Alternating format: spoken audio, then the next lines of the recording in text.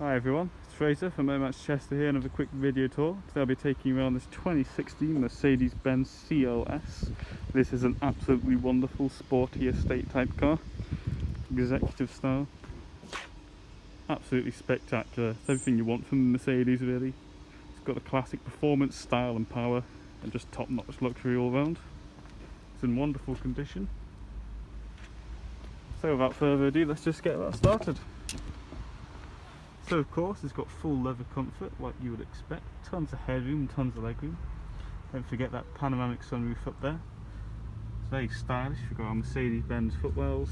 Of course we do have memory seats for both the passenger and the front passenger and the driver, which I'll get onto in a bit.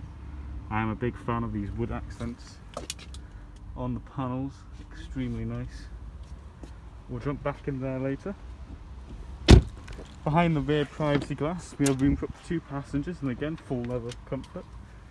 Very spacious back here, extremely comfortable. There is quite a lot of nice features here for them. So if we open up, we have additional storage underneath this panel, and underneath this panel we have cup holders and a 12-volt port, so there's plenty of storage space, and you can charge your own devices there if you have your own little dongle to connect into it. You have our rear aircon of course, and even the drop down table in the middle for armrest. So back passengers will be quite nicely spoilt. There's even ISOFIX points, so you want to put a child seat back there, the luckiest kid in town. Of course there's the CLS 350D in particular. And if we open up the boot here, hydraulics do all the work. We do have the rubber mats in place, of course that comes with the car. But it's an absolute ton of space. You can jam quite a lot into this. So if you're going down to the airport on a big journey or going on a holiday road trip, so no worries, this thing handles nicely. We even have a closing button here for us,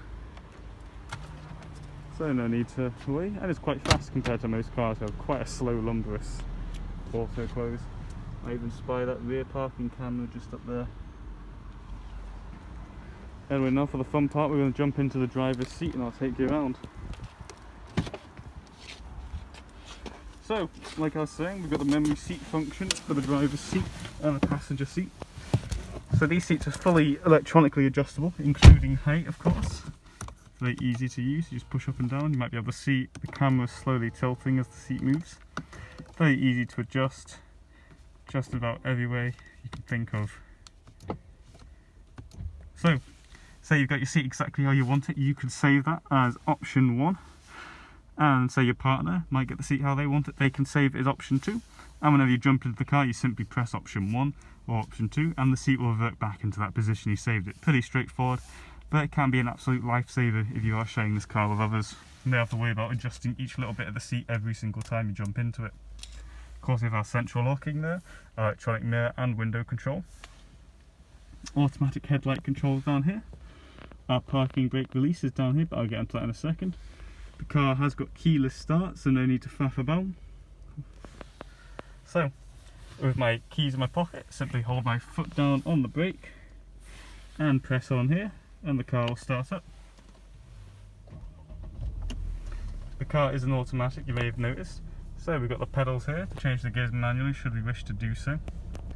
All our menu controls here on the left, and on the right we have our Bluetooth volume control, voice control and telephone control.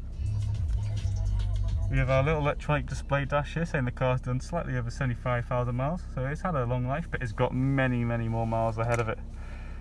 It's all in wonderful condition, very stylish panelling again, all around.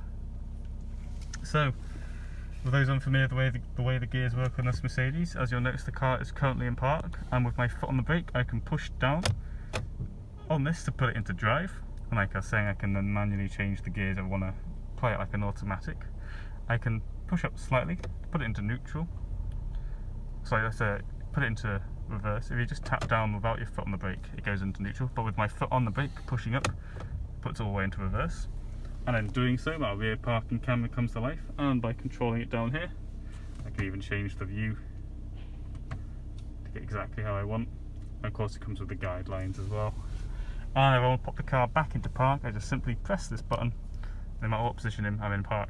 So the way the parking handbrake works, like I was saying earlier, the parking release is here. So currently the car has its parking brake on. I pull out, And now the car is no longer in park, as you can see the warning exclamation mark is left.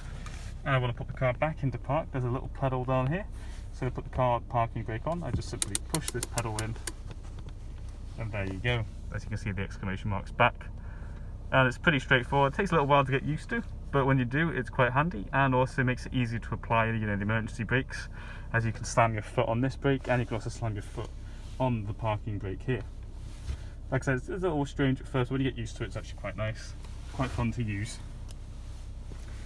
So we've got a little stylish manual clock here, of course our navigation display, all our hotkeys are down here. So we've got our Bluetooth radio, we've got navigation, so Bluetooth, AM, FM and digital radio, change all our media, connect your own devices of course, you can use the telephone, there's all our hotkeys here, put CDs into the CD player, change the volume, change the car drive settings, very straightforward and nice. We have heated front seats, up to 3 settings for the driver and the passenger. You can turn our parking sensors off if you don't like the beeping.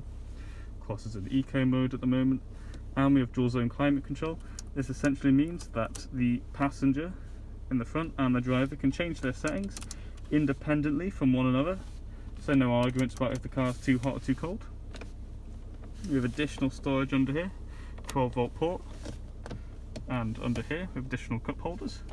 I do like the fact you can neatly tuck all this away.